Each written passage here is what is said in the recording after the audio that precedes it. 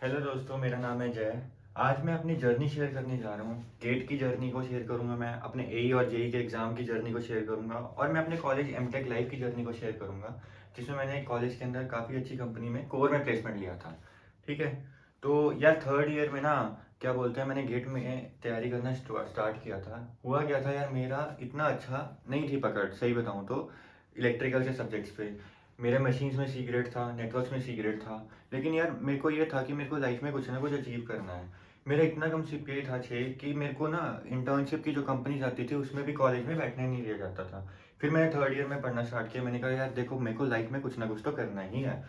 मैंने अपने हिसाब से एनपीटीईएल के लेक्चर्स लगाए, मैंने समझा मशीन्स को और उसके बाद मैंने धीरे धीरे पढ़ना स्टार्ट किया और मेरे को धीरे धीरे उसमें मास्टरी से आती गई।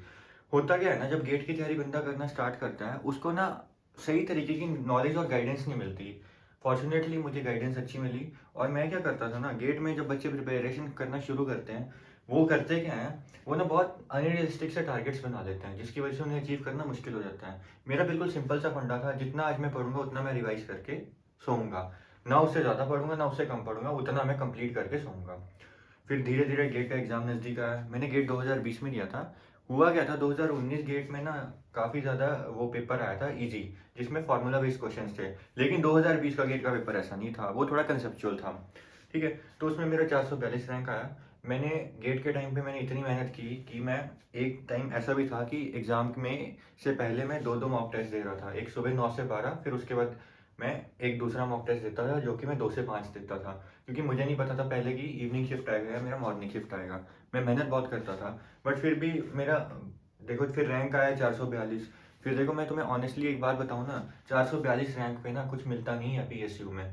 पहले तो मेरे को ये था कि पीएसयू मिल जाएगा, बट नहीं मिला। लेकिन यहाँ एक टर्निंग पॉइंट आया मेरी लाइफ में। ये मेरे लिए एक ब्लेसिंग इन डिस्गाइज थी। या तो मैं हार मान लेता, बट मैंने क्या किया, मैंने अपने उसी गेट रैंक को यूज़ करके आईआईटी के अंदर एडमिशन ले लिया। फॉर्चुनेटली मुझे आईआईटी गुवाहाटी से कॉल आ गया कि आपको पावर इंजीनियरिंग स्ट्रीम में एडमिशन मिल गया है। फिर मैं Indian institute of technology Guwahati में गया। लेकिन इस बारी मैंने वो गलती नहीं करी जो मैंने बीटेक में करी। इस बारी मैंने अच्छे से पढ़ाई की, क्योंकि मैंने सीनियर से पहले ही गाइडेंस ले ली थी कि अगर आपका 8 सीपीआई से कम रहेगा या फिर अच्छा सीपीआई नहीं रहेगा तो आपको कोर कंपनीज में प्लेसमेंट में दिक्कत हो सकती है। फिर मैंने कोर कंपनीज के लिए क्या किया, पहले तो मैंने अपने टाइम फर्स्ट ईयर में अच्छे से जम के पढ़ाई करी। एक्चुअली फर्स्ट जो लोग इस वीडियो को देख रहे हैं ना, उनको एमटेक के बारे में भी मैं इन्फॉर्मेशन दे देता हूँ। हमारी जो प्लेसमेंट होती है वो 1 से 15 दिसंबर होती है। अगर आप आईआईटी से अच्छे कॉलेजेस में हैं तो यहाँ पर अच्छी कोर कंपनीज आती हैं। जैसे मेरा तो पूरा का पूरा बैच ही लगभग कोर में प्लेस हो चुका है। तो जैसे हेवल्स आती है, टीवीएस आती है, बजाज आती है। इनके जो क्वेश्चंस होते हैं वही वो गेट के 1 मार्क्स वाले क्वेश्चन पूछते हैं। एक इनमें साइकोमेट्रिक टेस्ट अलग से होता है। हालांकि इनका जो वो इंटरव्यू होता है ना, जिसमें पूछते हैं क्वेश्चंस, वो थोड़ा इंटरव्यू टफ होता है। बाकी जो पेपर होता है वो आप निकाल लोगे आराम से, क्योंकि सारे बच्चे मेरे बैच में लगभग पेपर निकाल लिए थे। अब अब मैं बताता हूँ कि बच्चा सिलेक्ट या ना सिलेक्ट किस बेसिस पे होता है कोर कंपनीज में, क्योंकि मैं अपना खुद का एक्सपीरियंस बता रहा हूँ। यार जो इंडस्ट्री की रिक्वायरमेंट है ना और जो बच्चे के पास टेक्निकल स्किल्स होती हैं उनका मैच ही नहीं होता है। दिक्कत ये होती है कि इंडस्ट्री को चाहिए होता है कि बच्चे को ये सब चीज़ें आती हों, उनको मैटलैब कोडिंग भी आती हो, उनको सिमुलेशन भी आती हो, उनको इलेक्ट्रिक व्हीकल के बारे में भी नॉलेज हो। पर बच्चे को नहीं होती है, तो इधर बच्चा रह जाता है। तो आप लोग जितने भी ये सोच रहे हैं कि हम लोग एमटेक करेंगे इलेक्ट्रिकल स्ट्रीम में, उनको ये पता होना चाहिए कि आजकल आने वाली जो है टेक्नोलॉजी वो इलेक्ट्रिक व्हीकल है। तो आपको इलेक्ट्रिक व्हीकल पे जो फ्री में कोर्सेज चल रहे हैं उनके बारे में नॉलेज इकट्ठी कर लेनी चाहिए अगर आप एमटेक की तरफ आना चाहते हैं तो। ठीक है। इसके अलावा अब मैं एमटेक के बारे में बता चुका हूँ। एमटेक से प्लेसमेंट लेने का तरीका यही है कि आपको अपना स्किल सेट इंप्रूव करना है, आपको मैटलैब कोडिंग सीखनी। मैटलैब कोडिंग आपको एनपीटीईएल के लेक्चर भी फ्री में मिल जाएगी। एनपीटीईएल के लेक्चर्स हैं जो फ्री में मिल जाते हैं अवेलेबल ऑनलाइन, तो आप वहाँ से सीख सकते हैं। तो ये तो हो गया मैं मेरा गेट की जर्नी। फिर उसके बाद मैंने प्लेसमेंट्स के लिए कैसे प्रिपेयर किया। मैंने अपने जो छुट्टियां होती थी, एमटेक में भी छुट्टियां मिलती हैं थोड़ी बहुत, तो उसके टाइम मैंने अपनी कोडिंग वगैरह सीखी। मैंने एनपीटीईएल के लेक्चर्स वगैरह लगाए। ऐसा भी हो सकता है कि आप ना आईआईटीज में नहीं जाओ एमटेक करने, किसी नॉर्मल कॉलेज में जाओ। तो आप ये देखो कि आपके कॉलेज में कोर कंपनीज आ रही हैं कि नहीं। अगर तो कोर कंपनीज नहीं आ रही हैं तो आप क्या कर सकते हो, आप ना कोडिंग कंपनीज के लिए तैयारी कर सकते हो। मेरे कई दोस्त, एक दो दोस्त ऐसे भी थे जिन्होंने कोडिंग कंपनीज के लिए तैयारी करी और उनका कोडिंग कंपनीज में भी सिलेक्शन हुआ है। तो एमटेक की बात ये रही। अब छोड़ना मत कुछ भी, एमटेक के अंदर कोर के अंदर भी प्लेसमेंट हो जाती है प्रोवाइडेड आपके पास स्किल सेट हो। अब तीसरा, मैंने अपने ना एमटेक के दौरान ही एसएससी एई और जेई के एग्जाम्स भी दिए थे। जैसे मैंने अपनी स्टेट में एग्जाम दिया था जेई का। तो जेई में मेरा रैंक 3 था स्टेट में, और एई में 23वां रैंक था मेरा स्टेट में। तो मैं पंजाब स्टेट में पीएसटीसीएल का जो एग्ज़ाम हुआ था, तो जो मैंने ये देखा कि जेईई का एग्ज़ाम का सिलेबस ना गेट की तरह नहीं होता है। उसमें कुछ चीज़ें अलग होती हैं अपनी।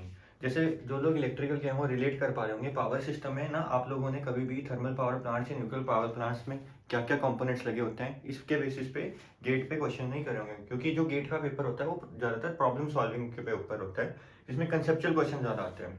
और एसएससी, जेईई और एई के जो पेपर होते हैं, इनमें थ्योरेटिकल क्वेश्चन ज़्यादा आते हैं। तो इसके लिए देखो यार, मेरे ने जब मैंने शुरू में मॉक टेस्ट देना स्टार्ट किया ना, मेरे एसएससी, जेईई और एई में 10 में से 0 नंबर, ऐसे-ऐसे नंबर आते थे ऐसे-ऐसे सब्जेक्ट्स में पावर सिस्टम में। बट फिर भी मैंने ना हार नहीं मानी है। अब मैं आपको अपना नुस्खा बताऊँगा, जो मैं पर्सनली यूज़ करता था, क्योंकि मैं सब कुछ ऑनेस्टली आज आप लोगों के सामने बताना चाहता हूँ। मेरे पास एक कॉपी थी, ये मैंने आज तक मेंटेन करके रखी हुई है। मैं इस कॉपी के अंदर अपने सारे के सारे जितनी भी मेरे से गलतियाँ होती थी ना, वो सारी गलतियाँ लिखता था और उन गलतियों को बार-बार रिवाइज़ करता था। ये बात ना मेरे से पहले कम से कम हज़ारों टॉपर्स ने बोली होगी, लेकिन जो बच्चे इस चीज़ को समझ जाते हैं ना और इम्प्लीमेंट करते हैं, उनका रैंक आता ही आता है, क्योंकि ये ट्राइड एंड टेस्टेड चीज़ है। तो आप भी एक कॉपी मेंटेन करो और उसी कॉपी को बार-बार रिवाइज़ करो जो तुम्हारी गलतियाँ हो रही हैं। मेरे 10 में से 0 आए, मैं 10 में से वो जो 10 क्वेश्चन मेरे गलत हुए ना, उन 10 के 10 क्वेश्चन को बार-बार रिवाइज़ करता था कि अगली बारी अगर ये क्वेश्चन आएँगे ना, तो मैं ये क्वेश्चन कभी गलत नहीं करके आऊँगा। तो मैंने एई और जेईई के लिए भी पढ़ना स्टार्ट किया, और देखो एई और जेईई के लिए आपको अगर पढ़ना है, तो आपको एक बुक होती है जेबी गुप्ता, वो पूरी बुक सॉल्व करनी पड़ेगी। जिसमें पूरी बुक तो नहीं, मेनली आप पिछले साल के क्वेश्चन देख सकते हो कैसे हैं, और वैसे टाइप के क्वेश्चन उस बुक से लगा सकते हो। गेट में अगर आपको रैंक अच्छा चाहिए, तो आपको प्रीवियस ईयर क्वेश्चन सॉल्व करने पड़ेंगे। अब तो मैं एमटेक कर चुका हूँ, तो आईआईटी के प्रोफेसर्स की मेंटालिटी क्या रहती है ना यार, वो लोग ना काफ़ी डेप्थ में नॉलेज लिए होते हैं, कंसेप्ट्स को वो कहीं से भी मोड़ देते हैं। तो अगर आप ऊपर ऊपर से फॉर्मूला बेस करके जाओगे, और अगर कोई गेट का पेपर ऐसा आ गया जैसे 2020 में हुआ कि आपको सिर्फ ऊपर ऊपर से नॉलेज है, तब आपको रैंक लाने में दिक्कत हो सकती है और मार्क्स स्कोर करने में भी। बाकी जिनको एमटेक से प्लेसमेंट चाहिए, जैसे अभी आईआईटी खड़गपुर ने इस साल 2022 में गेट लिया है, कई लोग एमटेक की तरफ भी जाएंगे, तो मैं उनको बता रहा हूँ इलेक्ट्रिक व्हीकल के ऊपर है आगे का पूरा डोमेन, आपको उसी के ऊपर फोकस रहना है कि आपकी स्किल सेट उसमें हो।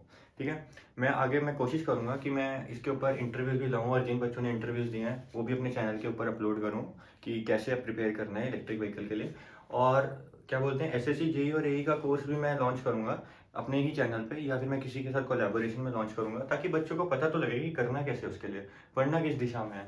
मैंने अपने टाइम पे यही प्रॉब्लम फेस की थी कि गाइडेंस नहीं डायरेक्ट सही तरीके से मिलती, और मैंने तो जीरो से किया है। आप देखो ना मेरा कितना कैसा हाल था कि मेरे को मशीन्स और नेटवर्क में भी सीसी ग्रेड मिला हुआ था, बट मैंने हार नहीं मानी। यही मैं आपको बोलूँगा, शुरू में मेरे को भी काफ़ी लोगों ने नेगेटिविटी में बोला कि यार तुम कहाँ जा रहे हो, कहाँ फंस रहे हो, इधर बहुत कॉम्पिटिशन है।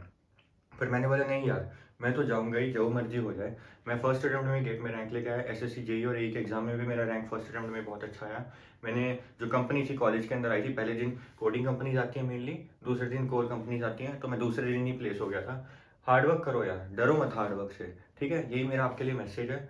अपना एक प्लान्ड वे बनाओ और आराम से पढ़ो, ठीक है? अनरियलिस्टिक टारगेट्स मत लो, अनरियलिस्टिक टारगेट से दिक्कत होती है, ठीक है? थोड़ा-थोड़ा अचीव करो। Thank you, wish you all the best.